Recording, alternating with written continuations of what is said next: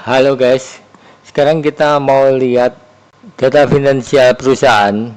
Seringkali menjadi kendala waktu kita melakukan penelitian. Memang ada tersedia beberapa data finansial, misalkan di Google Finance atau di Yahoo Finance gitu ya. Tapi kalau kita cek ulang, ternyata hanya terbatas saja. Seperti misalkan seperti ini. Ini adalah data yang kita ambil dari laporan keuangan perusahaan. Jadi kodenya pun juga sudah ada di sini. Kita lihat, kita cocokkan dengan ini adalah kita cek di saham Adikarya ya. Kita cek di sini jumlah asetnya 19 triliun. Kalau kita lihat di sini Adi,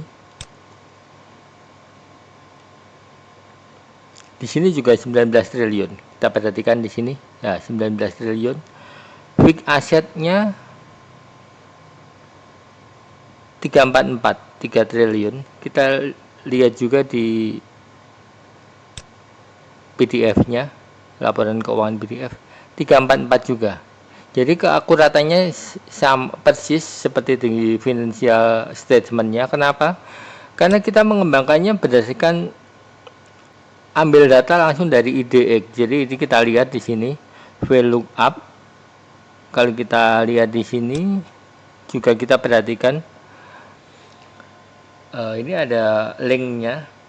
Jadi setiap angka yang di sini ini tidak diketik secara manual, jadi secara rumus, sehingga kepresisiannya juga keakuratannya juga satuannya pun tidak akan keliru gitu. Karena keliru atau tidak tersedia, misalkan karena perusahaannya belum menerbitkan laporan keuangan, dia akan tulisannya NA gitu. Jadi no atau tidak tersedia gitu ya.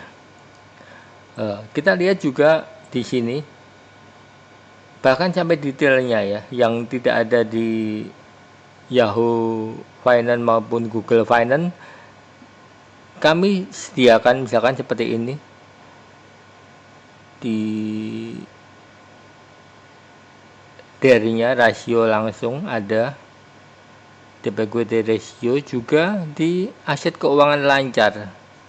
Di sini kita lihat ini biasanya jarang sekali tersedia di website-website, tapi di sini semua yang tersedia di